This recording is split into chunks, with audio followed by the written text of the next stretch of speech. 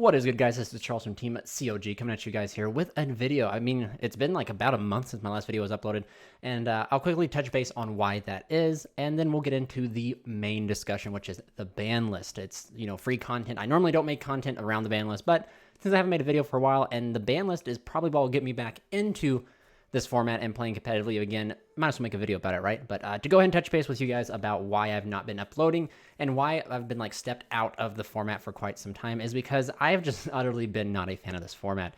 I think Brave is ridiculous. I think that the DPE Verte package is ridiculous. And not going to lie, the whole Hulk and Rordon, kind of biased since I'm an Infernoble Knight player, but when Infernobles were like the only deck abusing that package, it was okay. But now that Sword Soul and other base strategies can use that deck, it's popped its head. So I'm not a fan of generic engines. I'm okay with one generic engine. Two's pushing it, three's too many in the game, because then every deck just becomes a copy and paste of that deck or a worst variant of that said strategy. And a good example is everything's playing Brave, and I despise the Brave, and I despise Verte, and I despise that stuff, not because of like what it does for the game, because what it does to the player base. Every player will play that, and it's not every, like, Plunder Patrol's been topping. I was real excited to see Plunder Patrol, top events, check it. Oh, it's just Plunder with Brave. And I think Plunder is a very cool deck. I think it's a rogue option. And some people can argue that, oh, well, Brave gave it the edge that it needed.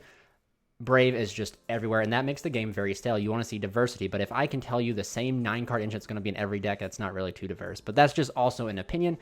You guys might have a completely different opinion. I've seen some people out there who think this format is just fine with every deck running around playing the same generic engines, and that's your opinion. This is mine. This is the reason why I've been out of the game for about a month. It's like truly, I even played through Zodiac, that era where everything was Zoo and everything was just a worse variation of Zoo. So like, do take that with a grain of salt. Like, this ain't my first rodeo. Maybe I've just grown a little tired of it and maybe burnt out of just the generic problems that YuGiOh has been having. However, now onto the ban list. Now I just got some light discussions to talk about on what I would like to see in the ban list. These are not, these are not gospel by any means. These are just what I would like to see. And we'll not even really categorize that into like ban limited or something. We'll just go into discuss what I think needs to happen to correct the format, and we'll just go from there. Like, I really don't do these videos too often, so like the structure behind them is not going to be too crazy. But to go ahead and start out with, guys, I think something. Well, all right. So let's just go ahead and discuss like what I think should. Rordon needs to be banned. And that's, again, biased since I'm an Infernoble player. I don't want to see Rordon being banned because I believe Rordon does what it does well, which is facilitate synchro plays. However, when every deck is playing it and it's just a token generator, like the mass advantage that Rordon gives to certain strategies, and I shouldn't even say certain strategies, a lot of strategies now, by just having the ability to step up into it going through Halley Fibrax, I think Rordon is on the cutting block. And some people will argue that Hulk needs to go as well. However, I think Hulk does more good than bad. Hulk also hurts more getting banned versus a Rordon getting banned. With that being said, Hulk has a whole product line behind it that we're supposed to be getting. However, it did get reprinted in Ghosts from the past, along with Despot and Coltwing. So, like, all these are up to, up to being hit. They could potentially hit Despot, and then, like, that would allow us to keep a Rordon. However, Despot, it's all entirely up to Konami what they do. However, I foresee that a Rordon is going to pay for the sins of what has been going on.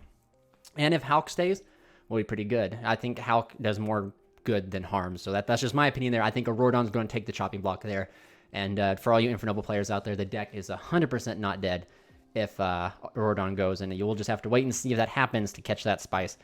But anyway, now moving on, I actually think Verte has, with Branded getting its run of having Verte, I think it's time for Verte to go. I think Verte should have went a long time ago.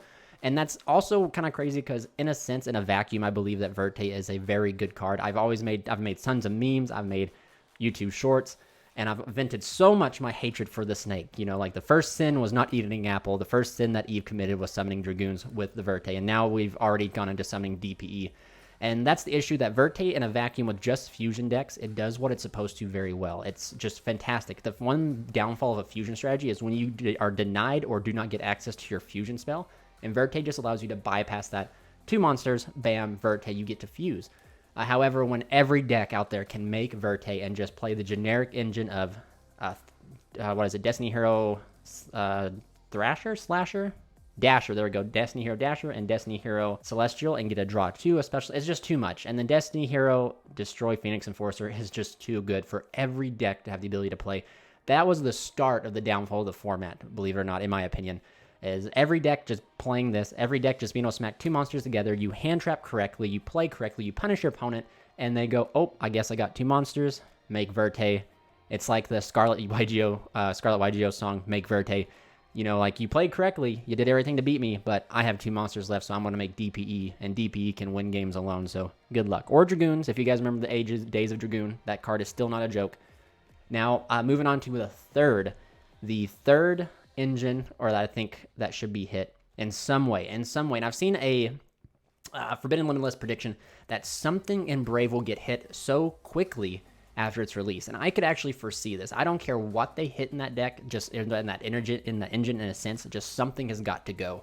And now the reason I say this is because the deck has had a huge impact. Like, there's like 100%, there's very few decks running around that is not playing that package. And Konami makes the cards, but they also hate when the game becomes like that as well. We've seen that multiple times where like Splashball engines just get axed real soon right out the gate.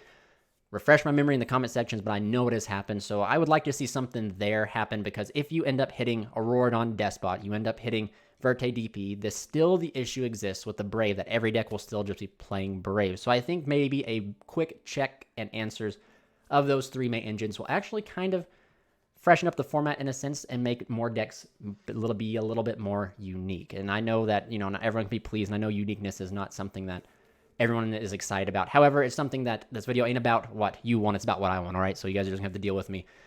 Anyway, with that being said, I know there are certain strategies out there that if you get rid of all these generic engines, there's still certain strategies that might be really good. And Sword Soul is one of those. I really have a love and hate relationship with this deck. I think Sword Soul could potentially be touched in a sense. And I think the way to go after the Sword Soul is touching the Rhoda. In the sense, there's Sword Soul Emergence, I believe is what it's called. Touching that card would actually probably be the ability to like slow the deck down enough to keep it at a lower level that it can't, you know, like it will eventually be fair in a sense. And Sword Soul is very fair on paper too. Or another answer to that is hitting the Tinny side of the deck, because, you know, Ashuna is a crazy card, being able to facilitate the deck so much. However, I digress. Maybe it's one of those decks. Maybe the deck is so fair that if you get rid of all the broken stuff that's in the deck, like the Despot package now that people are playing, the deck becomes like, you know, fair and it doesn't need a hit or anything like that. Other than that, I really don't see anything else out there worth hitting. Praying Kids have popped their heads. With that being said, with Praying Kids popping their heads, you remove the DPE, you remove the Adventure package. The deck still, even like DP isn't too bad in that deck, or like Verte can be used to fusion summon their Butler, so like that's cool. But removing the Adventure package makes that deck fair, because what makes that deck busted is the ability for the person to make the Griffin Rider, and then their first kid cannot be Ash, and then once they resolve the kid, it's off to the races. It gives the deck a choke point that decks like that should have.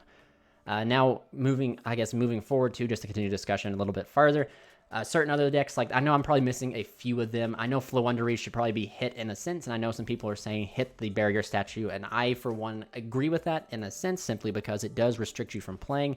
However, they have not hit a barrier statue yet, and they didn't hit barrier statue when it was being summoned by Samorg, so like I don't foresee them hitting it now. However, that is another deck that could potentially be checked on the Forbidden Limited list. But again, I'm not asking for these decks to be obliterated, except for the engines I'm asking to be obliterated, but I understand they won't be. It would just be nice to have these checks and balances to kind of like give an open format to where like it's not even the same deck, but the same engines that are allowing other decks to top it in a sense.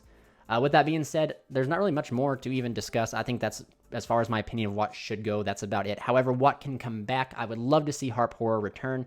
I would love to see the, oh gosh, what is it? The Astrograph Sorcerer coming back. I do not think we'll see Electromite, simply because we got the new Beyond Pendulum card.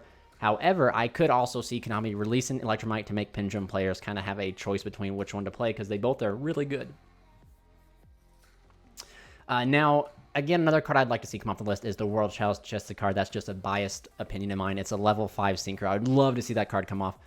But other than that, I really don't have any much to talk about. I apologize again for the lack of videos, and it's simply just because the format has just, for me, been so stale. I've preoccupied my time with playing Warhammer 40k that I've gotten deep into that recently, painting miniatures and just playing the game. I've been remodeling my house and stuff like that, and, you know, without the want to go to locals or play even remotely, because my days off from work have not correlated with the time that my locals have had, so I've not had the ability to go there to my locals, and the only option I've had is to play remotely. But when the format's so stale and I know I'm going to play like 5 Brave decks, DPE, all that stuff. I really don't have the drive to do it. So anyway, comment down below what you guys think of the format. Comment also what your guys' opinions of what should be hit or what the Forbidden and Limitless is going to possibly entail. Anyway, guys, please remember this is not gospel. This is just my opinion, so don't get hating in the comment section. You guys catch my drift. But without further ado, this has been Charles from Team COG, signing out.